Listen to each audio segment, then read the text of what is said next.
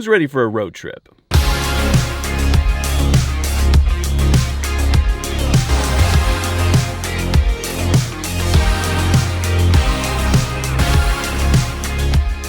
We got invited to this incredible whiskey weekend adventure, and it kind of had like a Fight Club-esque, mood around it, in that you don't really talk about what's going on. But here we are talking about what's going on, right? Eric of Scotch and Time, he put all of this together. He wanted it to be a surprise as far as what we're getting into. So we got a rough schedule of a couple of days. Friday night, we did I would call it like influencer mixer. Just like a bourbon experience. At Bardstown Bourbon Company.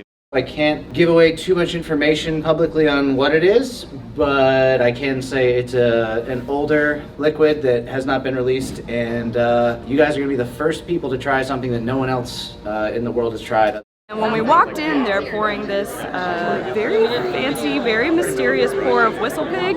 Oh, there is a lot going on there.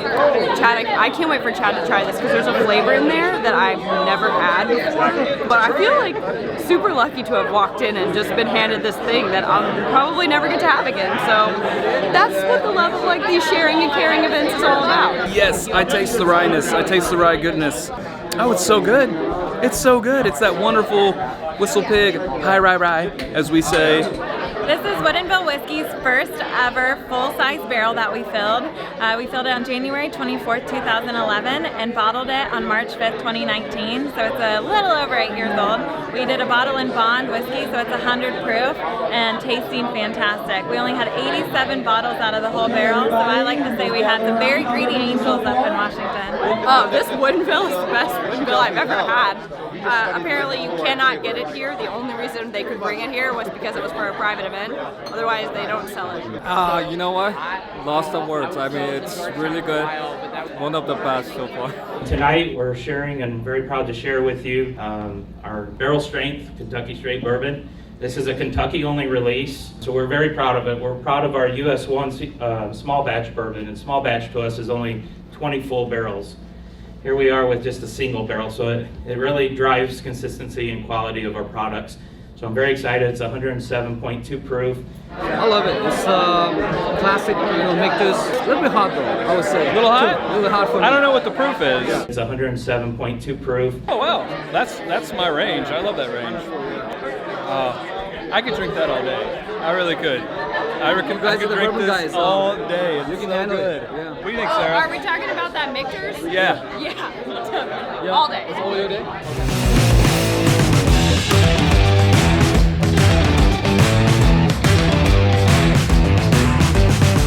So we have a 27-year-old.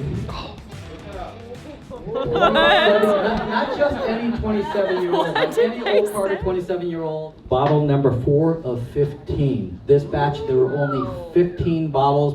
We were able to get our hands on obviously some very old juice that we clearly did not distill, but couldn't wait to work with it. And in our usual fashion, we didn't add any water to it. This one won't even be released. So this is from our own private stash. So we're excited to share it with you. It is like a straight up smoky candied bacon bomb. I've never heard anyone say that before, so if you use it, trademarked right now. Wow. There is like an incredible mouthfeel on that, and there is a lot of oak because of the age, but there is so much savory and like salt and just like deep, I would almost call them like umami flavors going on in this. That's insane. It reminds me of an addict. Yeah. You get that moist wood, musty, but the finish actually reminds me of something a lot better. I can't place it yet, but it's good. I agree with the moist wood. Yeah. Yeah. Addict. Oh. But it's delicious. This Old Carter is so savory. It smells like steak juice. It tastes like a medium rare steak with A1 sauce. And I don't mean to say that in a bad way because I don't put A1 steak sauce on my steak, but it has that tangy like zip, not the tangy zip of Miracle Whip, but that like just tangy punch that is unlike any bourbon that I've had before. So cheers. Tell me, what are some of the most exciting things that you've tried tonight?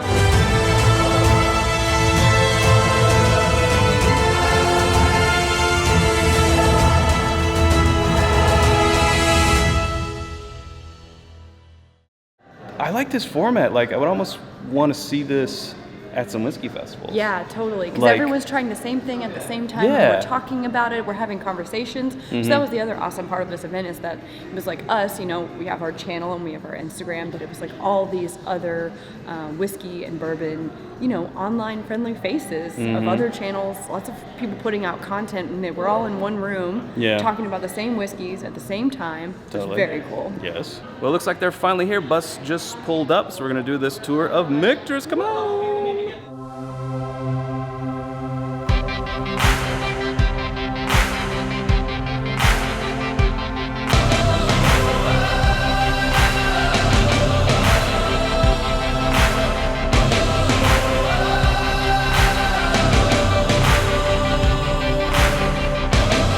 More expensive to enter our whiskey into wood at 103 entry proof, but when we come out barrel for bottling, we add less water to get to bottling strength.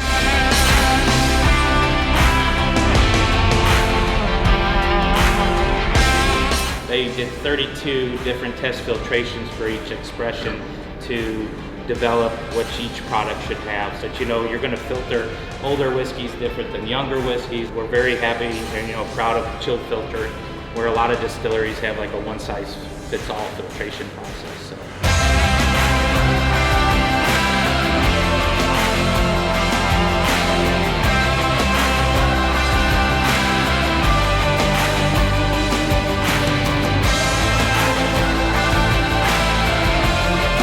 Is she bringing what I think she's bringing? She's bringing this. I think so. Getting ready to taste for the very first time Michter's 20-year. Literally on the planet. Cheers, Chad. And then dropping. Oh, it's That like is butter. super oily, yeah. Super So buttery. great mouthfeel, exceptional mouthfeel. A lot of oak. But not too much. Like Dan was saying, it's not an oak bomb. No. It just tastes like a really sophisticated, complex bourbon. Totally. Exceptional. I'm gonna go get a cocktail. It's definitely a red letter day when you get to have the 10-year-old Michter's bourbon, 10-year-old rye, and then the 20-year Michter's.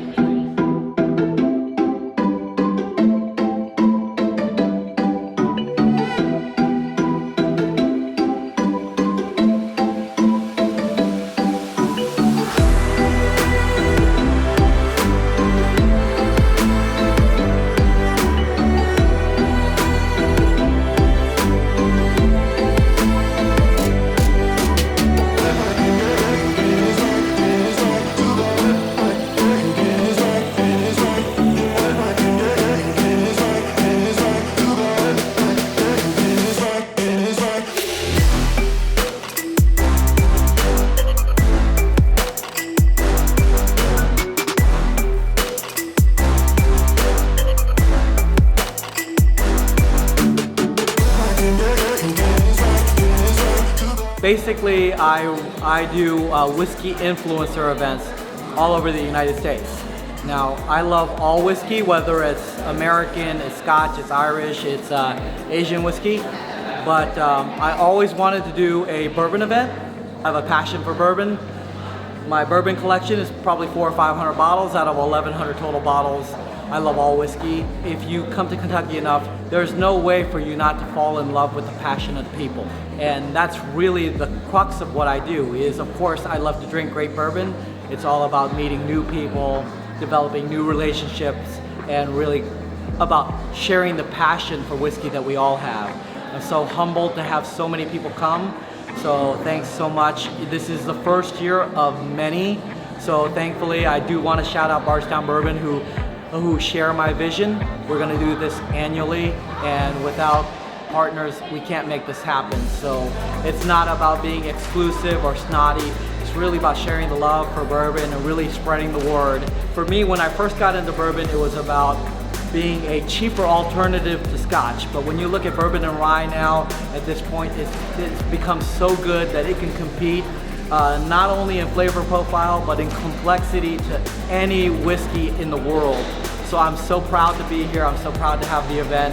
And I'm so proud that so many partners took risks for somebody who they don't know, who doesn't have an established event, to really be able to take that step forward and take a chance and share my vision. So thank you so much, and I hope to see you next year.